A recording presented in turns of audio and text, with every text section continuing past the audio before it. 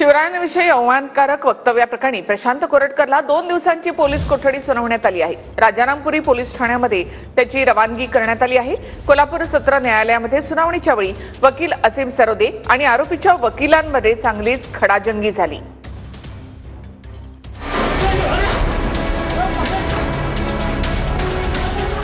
कोरटकरला शिव्यांची लाखोली, वकील आक्रमक।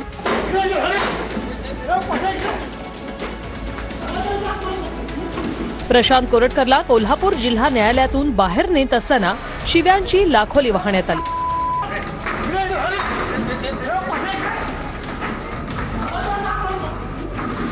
कोर्टातल्याच एका वकिलानं कोरटकरला शिवीगाळ केली। त्यावेळी पोलिसांनी वकिलाला ताब्यात घेतलं।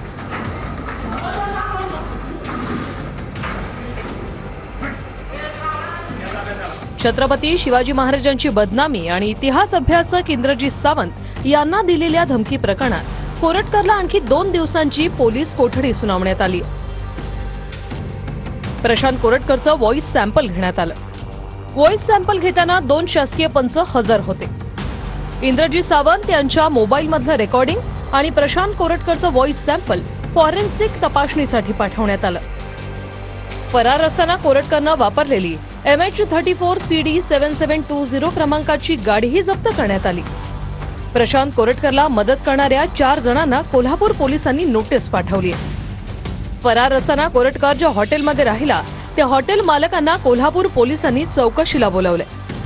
फरार काळात कोरटकरला आर्थिक मदत कोणी केली याचा तपास पोलीस करणार आहेत। आरोपीला मदत केलेल्या लोकांना समोरासमोर बसवून चौकशी करण्यात येणार आहे।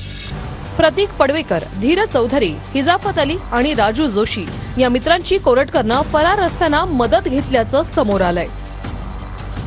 सुनावणी सुरू असताना कोरटकरचे वकील आणि इंद्रजीत सावंत यांचे वकील असीम सरोदे यांच्यात खडाजंगी झाली। असीम सरोदे हे पोलीस आहेत की वकील आहेत असा सवाल कोरटकरचे वकील सौरभ घाग यांनी विचारला। सरोदेंचा आवाज म्यूट करा अशी मागणीही घाग यांनी केली। त्यावर मी माझी बाजू मांडतोय, माझा आवाज थांबणार नाही असं सरोदे म्हणाले। महाराष्ट्राचा आवाज कोणीही दाबू शकत नाही असंही सरोदे यांनी म्हटलं। त्यांच्याकडे डिफेन्सला काही नसल्यामुळे त्यांनी आमचे आदरणीय असीम सरोदे सर वकील जे आहेत त्यांचा ते ऑनलाईन होते, त्यांचा माईकच म्यूट करा अशा पद्धतीनं थोडंसं बोलायचा प्रयत्न केला।